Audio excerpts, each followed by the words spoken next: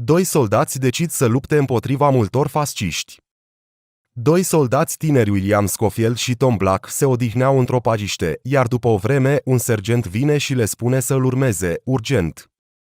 Sergentul i-a condus pe aceștia la generalul Aron More, care le spune că pe 6 aprilie 1917 s-a raportat că armata germană, care a părăsit prima linie din nordul Franței, nu s-a retras de fapt, ci plănuiesc o retragere strategică către o linie defensivă, bine fortificată, unde nemți vor întâlni armata de ofensivă britanică și apoi vor ataca.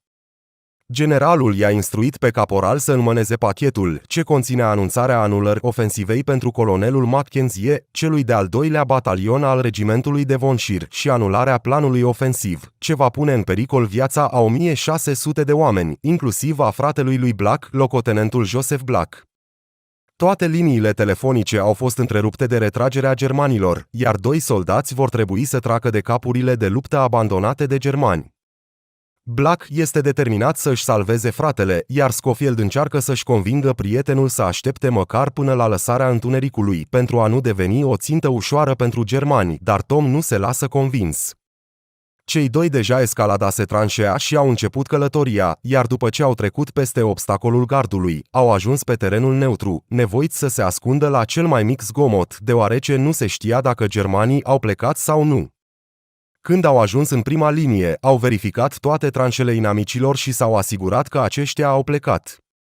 În inspecția unui pasaj sigur, coboară într-un buncăr și observă un cablu lăsat de germani, dar un șobolan atinge firul, iar o explozie se produce, blocându-le pe Scofield sub pietre. Black reușește să îl scoată de sub acestea și încep să fugă înainte ca pasajul să se prăbușească. Odată ajunși afară, Scofield își revine și îl întreabă nervos pe Black de ce l-a ales pe el pentru această misiune, iar Black îi spune acestuia că se poate întoarce oricând, dar prietenul lui refuză și merge mai departe. Ieșind din pădure, observă o casă mică și decid imediat să o inspecteze, sperând să fie suficienți de norocoși să găsească mâncare. În casă nu era nimic, iar soldați merg afară, iar pe cer era o luptă între două avioane britanice și un german. Avionul germanului este lovit și se îndreaptă spre soldați, iar aceștia îl scot pe pilotul german din flăcări. În timp ce Scofield mergea după apă, germanul l-a înjunghiat pe Black cu un cuțit, iar băiatul se întoarce și îl împușcă imediat pe pilot. Scofield încearcă să-și ridice prietenul și să-l ducă la spital, dar Black suferă la orice pas și moare în brațele prietenului său. O coloană militară de lângă o altă secțiune a frontului se oprește în apropierea fermei, iar capitanul Smith se oferă să îl ducă pe Scofield unde trebuia. Capitanul îi urează succes capitanului, iar Scofield se urcă în camion. Pe drum, mașina rămâne blocată și nu mai poate avansa, iar soldați se oferă să găsească blănii și le pune sub roții. Scofield realizează că va dura prea mult și îi roagă pe soldați să împingă mașina cu el. La început nimeni nu răspunde rugăminților lui, doar câțiva bărbați au stat în spatele mașinii, încercând să facă ceva. Dar în momentul în care Scofield le-a spus că dacă nu va avea timp să livreze informațiile batalionului secund, 1600 de oameni vor muri, toți soldații au venit în ajutorul lui. Mașina a fost împinsă și au plecat la drum, iar în drum spre pod, care era singura cale de a ajunge pe partea cealaltă, soldații au început să îl întrebe pe Scofield despre misiunea lui, dar conversația a fost întreruptă de către șofer, care îi anunța că podul era rupt și vor fi nevoiți să ocolească. Scofield realizează că va dura prea mult și a luat rămas bun de la soldați și era pe cale să plece, dar capitanul Smith l-a avertizat că atunci când îi va raporta comandatului celui de-al doilea batalion ordinul de retragere, ar trebui să aibă martorii cu el, de vreme ce capitanul va dori să atace germanii prea mult și îl va ucide pe caporal. Scofield îi mulțumește și se pornește la drum, iar trecând podul de peste un soldat german, băiatul își scoate arma și cu grijă se apropie spre casa de unde veneau împușcăturile, iar după ce țintește de câteva ori, intră în casă, unde îl omoară pe german, dar glonțul îl lasă pe Scofield inconștient, iar noaptea se trezește datorită picăturilor de apă și își continuă drumul. Trecând pe lângă un oraș abandonat, dă peste un detașat german și reușește să scape. Se ascunde la subsolul unei case, iar primind în jurul camerei, găsește o femeie franțuzoică cu un copil mic, care îi explică acestuia locul unde trebuia să ajungă și îi tratează rănile.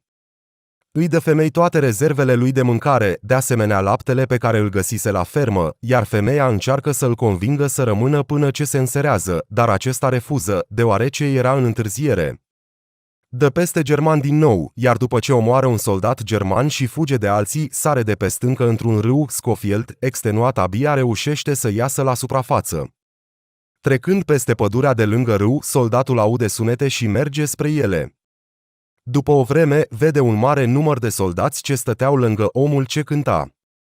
Forțele lui piereau, dar după ce află că în fața lui erau soldați regimentului de Devonshire, pregătiți să meargă în ofensivă, Scofield se grăbește să-l găsească pe colonelul Mackenzie. Împinge de o parte și de alta toți soldații pentru a ajunge la colonel rapid.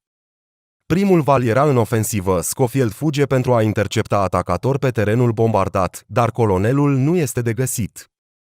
Primul val era pe cale de a lansa atacul într-un minut, câțiva comandați îi arată unde se află Mackenzie, mai erau 30 de secunde până la atac, iar caporalul se cațără din tranșe pentru a ajunge la acesta. Primul val începuse atacul, ajungând la sediul buncărului, Scofield voia să intre, dar doi ofițeri nu îl lăsau să intre.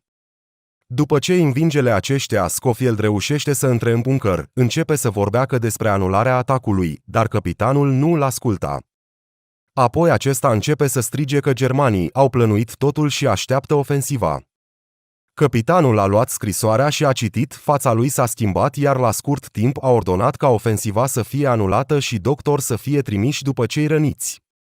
Capitanul i-a spus caporalului să părăsească camera, iar în drumul lui a întrebat ofițerul cum îl poate găsi pe locotenentul Black, iar acesta îi răspunde că Black a fost în primul val al ofensivei și ar trebui să-l caute în punctul de evacuare.